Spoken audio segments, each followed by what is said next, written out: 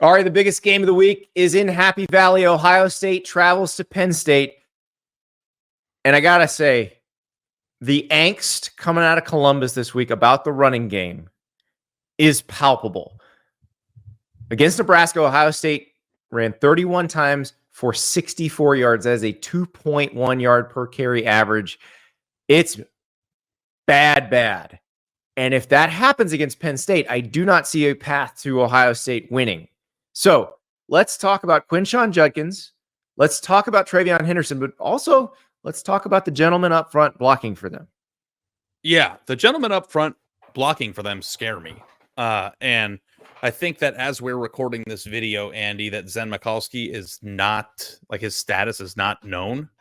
But if they have to go to another lineman after the backup for Josh Simmons, who was injured in the Oregon game, went out, like, it's a really tough week to try to figure this out. They had 2 weeks to figure it out with Zen Mikulski going into the Nebraska game, and that's the product that we got.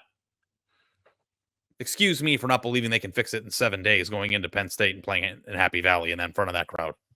Yeah, Josh Simmons, if we had to, it's interesting because going into the season, you see all these stars on Ohio State's roster on both sides of the ball. I don't know that most people would have picked Josh Simmons as the player they could least afford to lose. I do think Ryan Day or Chip Kelly might have identified him before the season as the one they could least afford to lose. But that's, if you look at their offensive depth chart, that's the only position that has zero depth.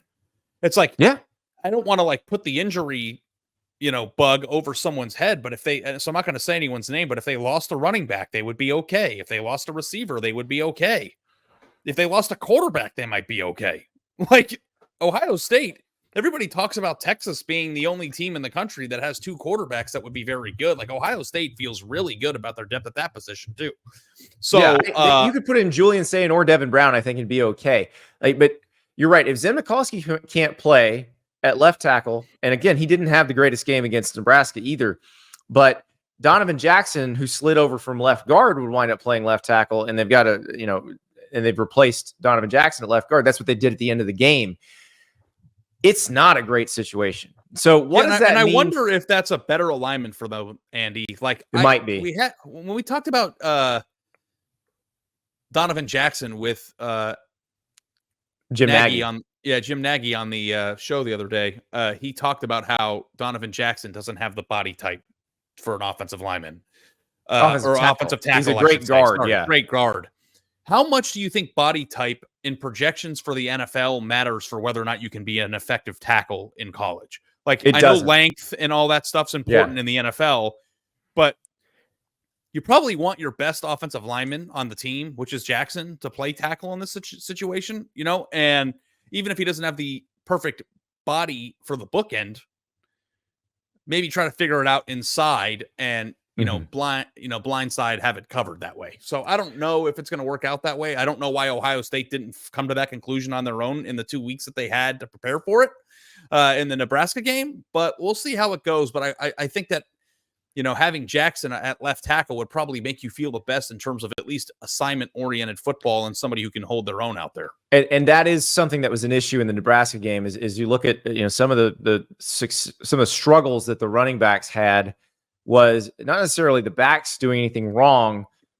There were guys coming unblocked because assignments were missed, because they're running a zone play and they basically counted wrong. And so that needs to get cleaned up, because Judkins and TreVeyon Henderson have been pretty good this season. Like, Ohio State's run game has not been bad.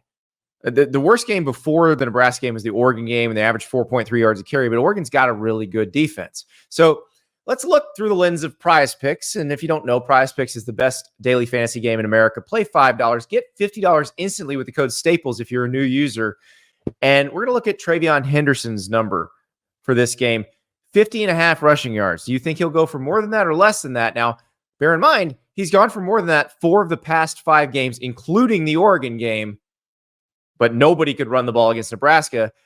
This Penn State defense probably as good or better than Nebraska's. And remember, the Josh Simmons going out is kind of the line of demarcation here. The thing I like about Trey Henderson, Andy, is if you've been paying attention to his playing style at any point during his career, He has a tendency to break very long runs. Yes. And he'll hit 1 or 2 of them a game. And a lot of times you'll see like 8 carries for 97 yards and 65 of them come on 1 run, so like it's kind of just, all or nothing with him at times. And he always seems to find a way to make a play. So, I feel like it's possible that Trey Henderson hits that number in this game, and Ohio State still feels like it didn't run the ball well. Like, I don't know that it's one or the other, but the hardest part with this too is whenever you have a tandem running back situation who are basically the same number, Quinshon Judkins is 51.5 rush yards. Yep. Picking who you think's going to get there can be a very complicated proposition. So let me give you a thought. If you think one or the other is going to have the better game, you go with that one in terms of the rushing total. TreVeyon Henderson's longest rush square this week against Penn State is 15.5. So if you think TreVeyon Henderson's going to have a TreVeyon Henderson type run, then you go more than 15.5 on the longest rush. I think that number's low. Like if he gets to 15, he's probably going to go for 40. Like I would like that square because I think that he does have a tendency to make a play in these types of games. The Notre Dame game last year comes to mind too, where it was like Ohio State was playing in a tough physical game on the road, and it was him who ran down the field for 60 or 70 yards that broke the game open for them. So like that's a good one. Yeah. So, and the other thing is you have to decide, do you think that they're going to be able to run the ball, or are they going to have to just throw it to win this game? Because this is a tough defense that also can get after your quarterback a little bit. So I don't think this works unless they can run it.